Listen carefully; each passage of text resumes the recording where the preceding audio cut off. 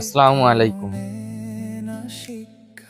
প্রিয় দর্শক মন্ডলী, খুব কষ্টের সাথে একটা বিষয় বলতে হচ্ছে, আসলে বাংলাদেশের হচ্ছেটা কি, বর্তমান পরিস্থিতি কোন দিকে যাচ্ছে।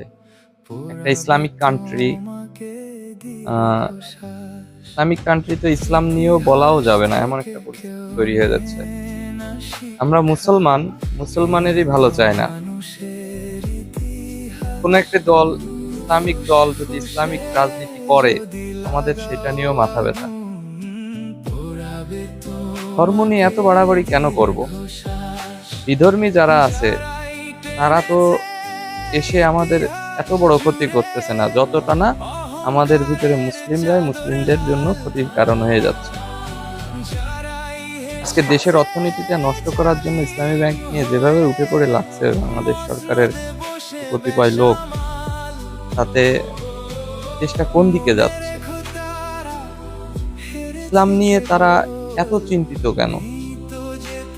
ধর্মীয় বিষয় নিয়ে তারা এত চিন্তিত কেন? কই, বিধর্মীরা যদি কোনো কিছু করে সেটা নিয়ে তো তাদের কোনো মাথা ব্যথা নাই। বাংলাদেশের বিষয় নিয়ে তাদের মাথা ব্যথা নাই, বাংলাদেশের উন্নতি করবে কিভাবে সেটা নিয়ে মাথা ব্যথা নাই। ইসলামিক দেশ, ইসলামিক কান্ট্রি এটা, এখানে যদি ইসলাম মাথা উঁচু করে ওঠে তাহলে সমস্যা কি তাদের? আমরা মুসলিমরা তো অবশ্যই চাইবো যে আমাদের ইসলামটা সবার উপরে থাকবে, মাথা উঁচু করে থাকবে। কেন আমরা সব জায়গায় ছোট হতে হবে? আমাদের ছোট তো বিধর্মীরা কেউ করতেছে না, আমাদের ছোট তো আমাদের মুসলিম ভাইরাই আমাদের জাফররা করতেছে। কেন এগুলো কেন? তোমরা কি মুসলিম নও? আমাদের মাথার ভিতরে কি বিন্দু পরিমাণ কোনো বুদ্ধি নাই? তোমরা কি মারা যাবা না কোনোদিন? নাকি তোমরা এরকম অন্ধবিশ্বাস করো তোমরা আবার জন্মগ্রহণ করবা, তোমরা মারা গেলে তোমরা একেবারে স্বর্গে চলে যাবা, এই বিশ্বাস করে বসে থাকো?